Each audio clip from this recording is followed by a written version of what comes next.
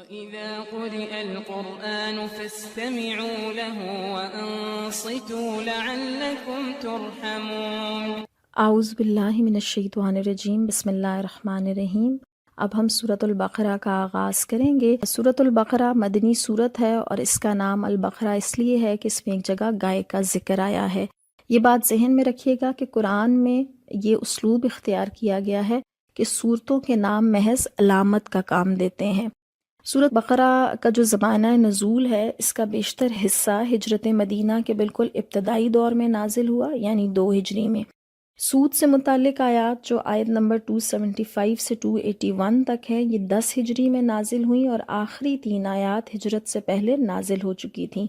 یعنی ایک سورت کی آیات اگر مختلف اوقات میں نازل ہوئیں تو نبی کریم صلی اللہ علیہ وسلم نے اللہ کے حکم کے مطابق ان کو ایک سورت کا حصہ بنایا۔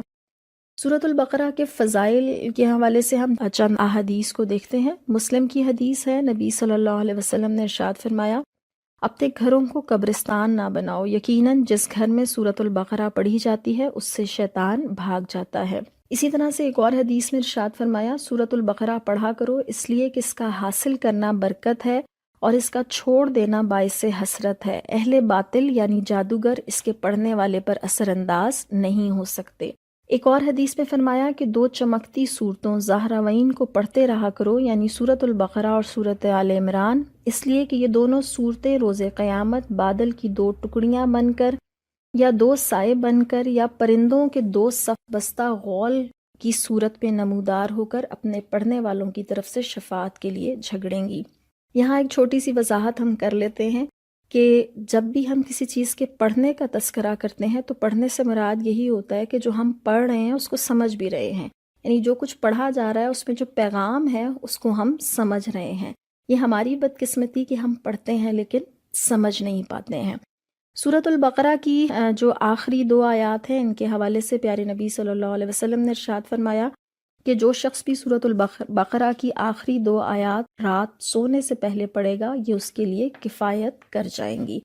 اسی طرح سے آپ کو معلوم ہے کہ آیت الکرسی سورۃ البقرہ کا حصہ ہے اور نبی کریم صلی اللہ علیہ وسلم نے فرمایا، ہر چیز کی ایک کوہان ہوتی ہے اور قرآن کی کوہان یعنی چوٹی سورۃ البقرہ ہے، اور اس میں ایک آیت ہے جو قرآن کی سب آیات کی سردار ہے اور وہ آیت الکرسی ہے۔ اسی طرح فرمایا کہ جو شخص ہر نماز کے بعد آیت الکرسی پڑھے گا، اسے جنت میں داخل ہونے سے موت کے علاوہ کوئی اور چیز نہیں روک سکتی۔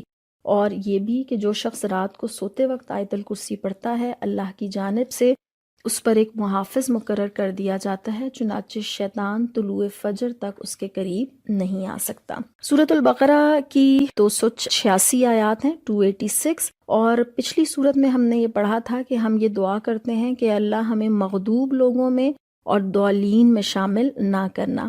بنیادی طور پر سورۃ البقرہ میں جو مغضوب قوم یعنی قوم یہود ہے، اس کے خلاف فرد جرم کا ذکر ہے، اور اگلی سورت سورہ آل عمران میں ضالین یعنی نصارہ کے خلاف فرد جرم ہے۔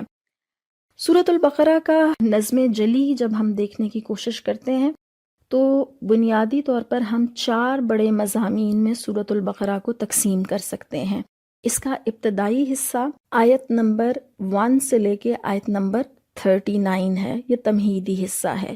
دوسرا حصہ آیت نمبر 40 سے آیت نمبر 142 تک ہے، اور اس میں بنی اسرائیل کے خلاف چارج شیٹ یا فرد جرم ہے، اور اس میں ان اسباب کی نشاندہی کی گئی ہے جن کی وجہ سے انہیں امامت کے منصب سے معزول کیا گیا تھا۔ تیسرا حصہ آیت نمبر 143 سے 283 میں امت مسلمہ کو امام بنا کر یا امت وسط بنا کر آخری شریعت کے احکامات دیے گئے ہیں، اور آخری 3 آیات پر مشتمل جو آخری حصہ ہے وہ اختتامیہ کی حیثیت رکھتا ہے، اور اس میں چند اہم اصول بیان کیے گئے ہیں جن سے امت مسلمہ کافروں پر غلبہ پا سکتی ہے۔ تو سورہ بقرہ کا اگر ہم مرکزی مضمون تلاش کریں تو یہ امامت کی تبدیلی ہے، یعنی دنیا کی قیادت، دنیا کی لیڈرشپ بنی اسرائیل سے لے کر امت مسلمہ کو دے دی گئی۔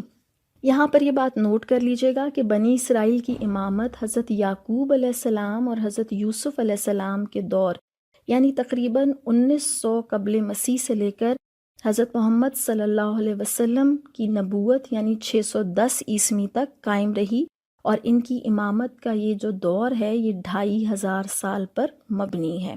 اور بنی اسرائیل کے جو رویے تھے جن کے سبب انہیں امامت کے منصب سے معزول کیا گیا، اس کی تفصیل ہم اس سورہ مبارکہ میں پڑھیں گے۔ تفصیل میں جانے سے پہلے ہم یہ چاہیں گے کہ ہم مدنی دور کو ذرا سا سمجھ لیں، کیونکہ آگے مدنی صورتیں ہی چلنی ہیں تو پس منظر ہمارے ذہن میں ہونا چاہیے۔ مدنی دور بنیادی طور پر 3 حصوں پر مشتمل ہے۔ پہلا حصہ ہجرت سے لے کر صلح حدیبیہ تک، دوسرا حصہ صلح حدیبیہ سے فتح مکہ تک، اور تیسرا حصہ فتح مکہ سے لے کر نبی کریم صلی اللہ علیہ وسلم کے وصال تک۔ مدنی دور کے حالات مکی دور سے بالکل مختلف تھے، اس لیے رہنمائی اور ہدایت کے لیے جو تعلیمات الہی ہیں ان کا انداز بھی مختلف نوعیت کا ہے۔ پس منظر کیا تھا؟ نمبر 1، مدینہ میں یہودیوں کی بڑی تعداد موجود تھی۔ یہ اپنے آپ کو ہدایت ربانی کا اجارہ دار سمجھتے تھے، اور ان کی مذہبیت جو تھی، یعنی جو ان کی مذہب کی اجارہ داری تھی، وہ بنیادی طور پر دین کی ایک بگڑی ہوئی صورت تھی، جس میں ان کی خواہشات اور بیرونی اثرات کو کافی دخل تھا۔ انہوں نے ایسے عقائد اور ایسے رسوم و رواج اپنے دین کے اندر داخل کر لیے تھے جن کی کوئی حقیقی بنیاد نہیں تھی۔ تو مدینہ میں آنے کے بعد اسلام کو جس چیز کا سامنا تھا وہ ان بگڑے ہوئے لوگوں سے واسطہ تھا جو دین کے علم بردار تھے لیکن دین کی شکل کو تبدیل کر چکے تھے۔ نمبر 2، مدینہ منورہ میں چونکہ ایک باقاعدہ اسلامی معاشرے کی بنیاد رکھی گئی، ایک اسلامی ریاست کا آغاز ہوا، اس لیے وہ معاشرتی، سیاسی اور قانونی معاملات جس میں ایک نئے مسلم معاشرے یا ایک نئی مسلم ریاست کو رہنمائی کی ضرورت تھی، وہ اللہ تعالیٰ کی طرف سے دیے گئے۔ تیسری بات یہ ہے کہ مدینہ منورہ میں مسلمان اجتماعیت کی تشکیل پانے کے بعد اب یہ جو مدینہ کی ریاست ہے یہ مشرکین مکہ کے لیے بہت بڑا چیلنج بن گیا تھا، اور مشرکین مکہ نے پورے عرب کو مسلمانوں کے خلاف ایک طرح سے سمجھ لیں کہ تیار کر دیا تھا کہ اس ریاست کو ہم نے ختم کرنا ہے۔ تو نبی کریم صلی اللہ علیہ وسلم نے مدینہ منورہ میں مسلمانوں کو اپنے دین پر مضبوط کیا، اور آپ صلی اللہ علیہ وسلم نے یہاں قرآن کی تعلیمات کی روشنی میں مسلمانوں کی وہ تربیت کی کہ وہ صبر و استقامت سے حالات کا مقابلہ کریں۔ چوتھی بات یہ کہ ہر دعوت کے بالعموم 3 طرح کے رد عمل ہوتے ہیں۔ 1، کچھ لوگ اس کو مان لیتے ہیں، ایمان لانا۔ نمبر 2، کچھ لوگ انکار کر دیتے ہیں، کفر۔ اور نمبر 3، نفاق، یعنی بظاہر مان لینا لیکن در حقیقت نہ ماننا۔ مکی زندگی میں تو ظاہر ہے کہ 2 گروہ تھے، مومنین تھے اور کفار تھے۔ البتہ جب مکی زندگی کا آخری دور تھا تو کچھ ایسے آثار دکھائی دینے لگے تھے کہ بعض لوگ دین اسلام کے برحق ہونے کا اعتراف تو کرتے اور ایمان کا اقرار بھی کرتے، لیکن دین کی خاطر اپنے مفاد کی قربانی دینے کے لیے تیار نہ تھے۔ لیکن مدینہ منورہ میں مسلمانوں کو منافقین کی کئی قسموں سے واسطہ پڑا۔ نمبر 1، وہ جو منکرین اسلام تھے، یعنی اسلام میں داخل ہی اس لیے ہوئے تھے کہ وہ فتنہ اور انتشار پھیلا سکیں۔ نمبر 2، جو غلبہ اسلام کی وجہ سے اپنے مفادات کا تحفظ اس بات میں سمجھتے تھے کہ مسلمانوں کے ساتھ رہیں، لیکن مخالفین اسلام کے ساتھ بھی رابطے میں رہیں تاکہ کسی قسم کا خطرہ نہ ہو، یعنی جن کے لیے اپنا مفاد پہلی ترجیح تھا۔ تیسری قسم کے لوگ وہ تھے جو خود تو اسلام کے بارے میں بہت زیادہ یقین نہیں رکھتے تھے، لیکن خاندان یا قبیلے کے لوگوں کے اسلام لانے کی وجہ سے انہیں اسلام لانے کا اعلان کرنا پڑا۔ اور چوتھے وہ لوگ تھے جو اسلام کی حقانیت کے قائل تو تھے لیکن جاہلیت کی رسمیں اور طور طریقے چھوڑنے پر تیار نہ تھے۔ تو یہ وہ پس منظر ہے جس کی روشنی میں انشاءاللہ ہم سورۃ البقرہ کا مطالعہ کریں گے۔ انشاءاللہ اگلی کلاس میں ان 4 بنیادی جو بڑے مضامین ہیں ان کی تفصیل دیکھیں گے۔